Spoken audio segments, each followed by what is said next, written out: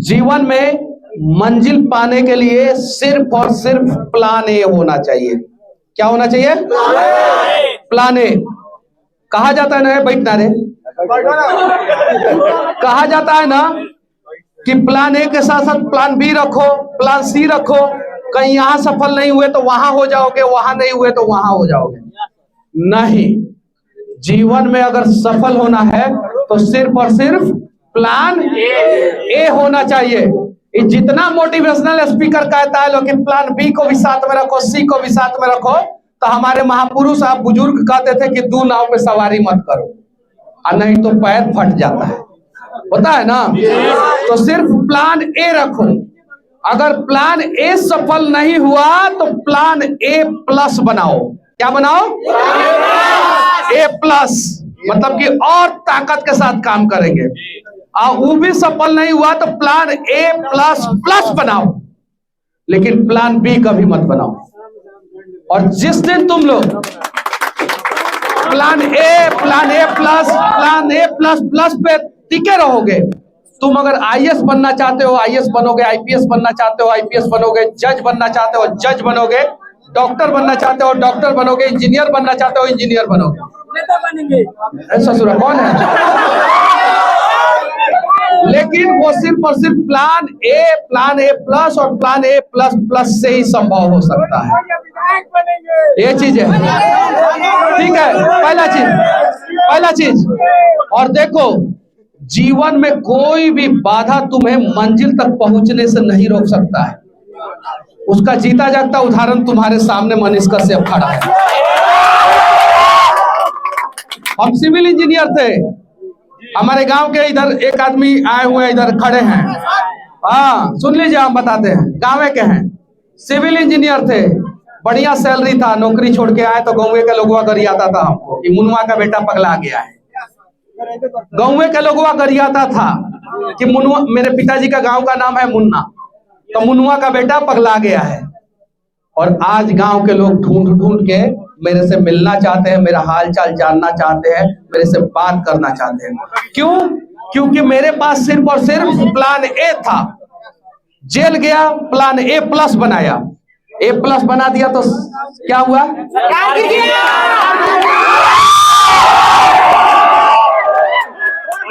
Jail गया, plan, एक minute सुनो, जेल गया, प्लान ए बनाया था, ठीक है, बनाया था ना प्लान ए, तो जेल चला गया। तो प्लान बी नहीं बनाया कि जेल से निकलूंगा तो रास्ता बदल दूंगा, नहीं बनाया कि अब इसमें तो जेल चला गया, अब रास्ता बदलो, दूसरे रास्ता पे चले जाओ। जेल से निकला, प्लान ए प्लस बनाया ना, सरकार गिरा।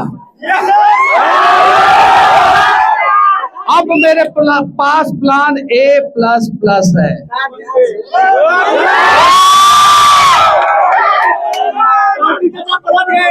अब सिस्टम और सरकार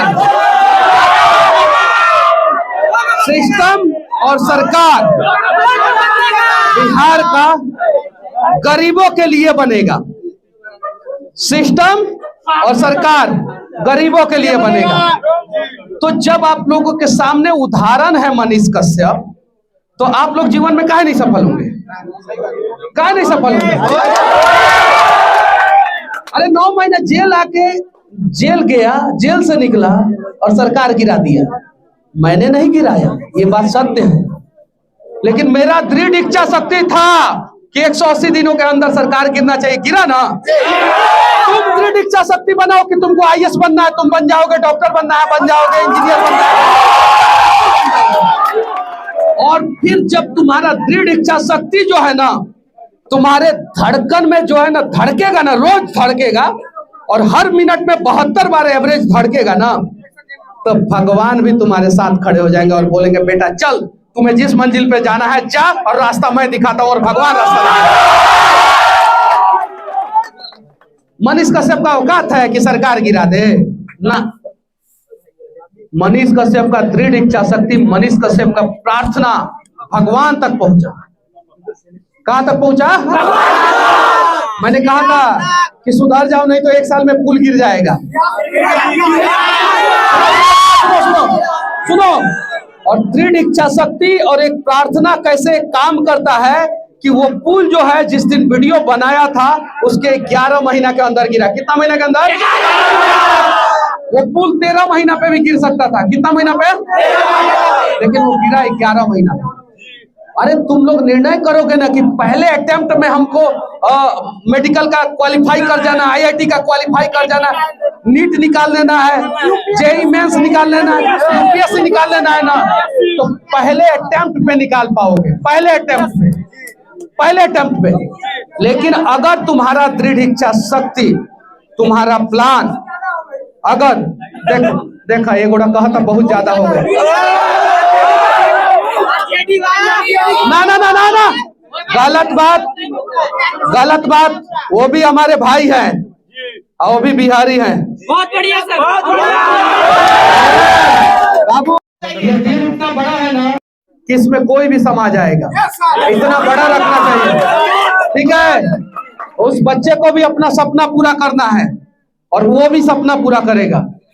हमारे बीच में कोई आरजेडी वाला, कोई बीजेपी वाला, कोई कांग्रेस वाला, कोई जदयू वाला नहीं है। हमारे बीच में सिर्फ और सिर्फ एक युवा है। हमारे बीच में सिर्फ और सिर्फ एक युवा है, एक छात्र है जिसके दोनों आंखों में सपना जिंदा है और उसे किसी भी हाल में पूरा करना है, बस। और सुनो, इसमें कोई करोड़पति का लड़का है का? हाथ उठाओ तो रे, कौन करोड़पति का लड़का है? एक को आदमी तो होगा। सब किसान के बेटा है। अरे ना, सुनो, एक को तो होगा ना, एक को तो होगा ना। कौन है? कौन है? सुनो, तुम गलत हो, तुमको नहीं पता, ठीक है। यहाँ पे बिहार में जितने भी बच्चे हैं ना, जो बिहार के कोचिंग में पढ़ रहे हैं, वो सब मिडिल क्लास और गरीब के बच्चे हैं। तुमको करोड़पति का फॉर्मूला ही नहीं पता है। तुमको बोल रहा है, तुमको समझा ना। सुनो, करोड़पति के बच्चे होते तो कहाँ होते?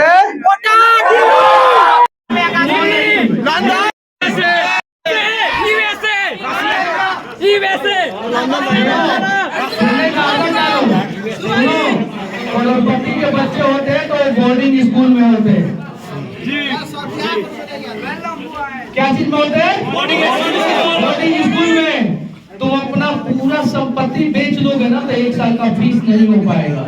इतना फीस रहता है उसका, जिसमें अंबानी के बच्चे, अडानी के बच्चे, अमिताभ बच्चन के बच्चे, बिहार के मुख्यमंत्री के बच्चे, सही नहीं है, दूसरे राज्य के मुख्यमंत्री के बच्चे, सांसद के बच्चे, विधायक के बच्चे, नेता के बच्चे वो पढ़ते हैं, समझे ना। हम लोग हैं साधारण परिवार के, गरीब परिवार के। मिडिल क्लास में भी 3 होता है, एक मिडिल क्लास होता है, एक बिलो मिडिल क्लास होता है, एक अबव मिडिल क्लास होता है। और इतना ही में हम लोग सीमित है और इतना ही सारे बच्चे। और इन सारे गरीब के बच्चे, मिडिल क्लास के बच्चे का सपना जो है ना, बिहार के शिक्षक पूरा करते हैं जो बिहार में रहते हैं। ये लोग भी कोटा में चले जाए तो प्राइवेट चार्टर प्लेन खरीद लेंगे। कोटा में बहुत सारे कोचिंग वाले जो है प्राइवेट चार्टर प्लेन खरीद के रखे हैं कोटा में, ये लोग भी खरीद लेंगे। लेकिन बिहार में है क्यों? क्योंकि तुम लोगों के आंखों का सपना जिंदा हो और तुम लोग जो है सफल हो। तो अगर सफल होना है तुम लोगों को, तो ना पक्ष का सपोर्ट करना ना विपक्ष का सपोर्ट करना, ठीक है? ना पक्ष का सपोर्ट करना ना विपक्ष का सपोर्ट करना, सिर्फ और सिर्फ अपने सपने को प्रमोट करना, ठीक है? तो इन सब चीजों से मतलब नहीं होना चाहिए। सिर्फ अपना सपना कैसे पूरा हो उसका प्रयास करना, ठीक है? राम राम राम राम, ठीक है ना? ठीक है ना? पीछे जो बच्चा खड़ा है वहां से लेके जो इधर बदमाश बच्चा है वो दिखाई नहीं दे रहा, बोल रहा वहां तक, या इस साइड से लेके इस साइड तक, भगवान से मैं प्रार्थना करूंगा कि सारे बच्चों का सपना पूरा हो। लेकिन प्रार्थना करने से कुछ नहीं होगा, उसके लिए आप सभी को प्रयास करना होगा। क्या करना होगा? प्रयास करना होगा। जब मैं कॉलेज में था, मैं एक बात बता रहा हूँ, कॉलेज में था जब मैं, तो मैं भी सोचता था कि कॉलेज की सबसे सुंदर लड़की को मैं सोचता था, लेकिन कभी सफल नहीं हो पाया। क्यों? क्योंकि जेब में पैसा नहीं था। जेब में पैसा अभी है। पढ़ाई किया, क्या किया? और आप स्टूडेंट हैं, स्टूडेंट के बीच में मैं झूठ नहीं बोलूंगा। बहुत बार इंजीनियरिंग में मैं फेल भी हुआ। क्या हुआ? तो फेल से मतलब नहीं है, मैं फेल हुआ, M1 में हुआ, M2 में हुआ, सेशन बैक हुआ, मेरा सब कुछ हुआ। लेकिन मेरे सैलार सर थे, अभय सैलार नाम था मेरे स्कूल कॉलेज में, और उन्होंने कहा था कि मनीष तुम्हारा प्लेसमेंट नहीं होगा, और मैंने सीना ठोक के कहा था कि सर प्लेसमेंट होगा। और फाइनल ईयर फर्स्ट डिवीजन से मनीष कश्यप पास हुआ, और पूरे मनीष कश्यप का पहला प्लेसमेंट हुआ, पहला। जो मनीष कश्यप फर्स्ट ईयर में बैक बेंचर, सेकेंड ईयर में बैक बेंचर, थर्ड ईयर में बैक बेंचर, एक गुरु की बातें मुझे लग गई। उन्होंने मुझे अपमानित नहीं किया, उन्होंने मुझे सुधार दिया। कड़वा बात बोला था, आगे सब लड़की थी, सब क्लास में सब लड़का था। जब बोला उन्होंने तो मुझे लगा कि सर ने तो मुझे अपमानित कर दिया, जलील कर दिया। अभय सैलार, आज भी नाम याद है उनका, अभय सैलार सर, सिविल ब्रांच। और उन्होंने बोला पीछे हम लोग बदमाशी कर रहे थे, थर्ड ईयर का फाइनल सेमेस्टर रखा, पीछे बदमाशी कर रहे थे। Third year final semester, second semester बदमाशी कर रहे थे। सर ने बोला कि मनीष खड़ा हो जाओ, तो एटीट्यूड में खड़े हुए। बोले क्या लगता है तुम्हारा प्लेसमेंट हो जाएगा? अब कुछ नहीं बोलो। तो उन्होंने बोला कि तुम्हारा प्लेसमेंट नहीं होगा। और मुझे वो बात दिल पे लग गई, दिल पे लग गई।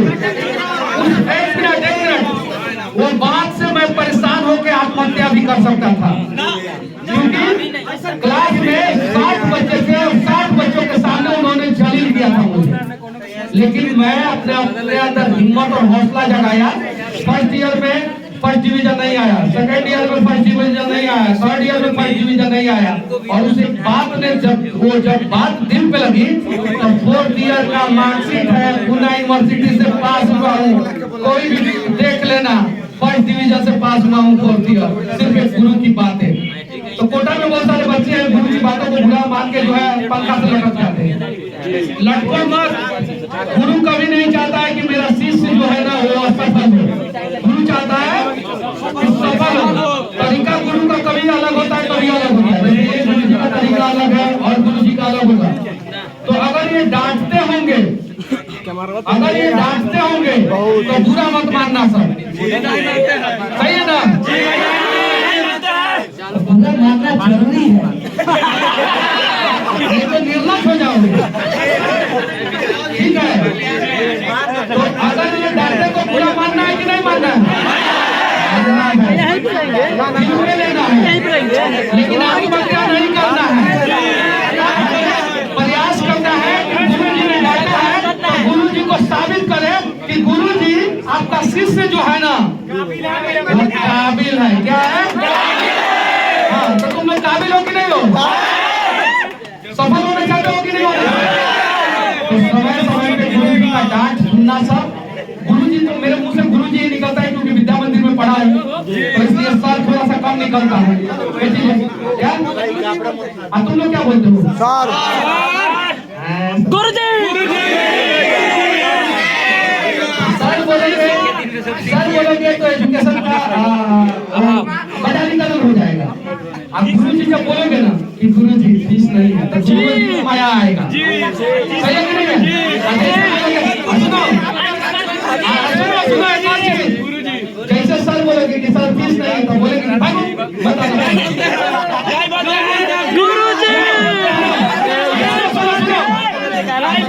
उनको गुरु जी बोलोगे कि गुरु जी फीस नहीं है, तो बोलेंगे आओ आगे बढ़ो, पढ़ाएंगे, इस लायक बनाएंगे कि तुम्हारे बच्चे को कभी फीस का दिक्कत नहीं है। गुरु जी लोगों का भी रोजी रोटी होता। अच्छा, अगर ये बिजली बिल नहीं देंगे तो इलेक्ट्रिसिटी वाला तो कुछ पैसा इन लोगों को भी चाहिए। सही है कि नहीं है?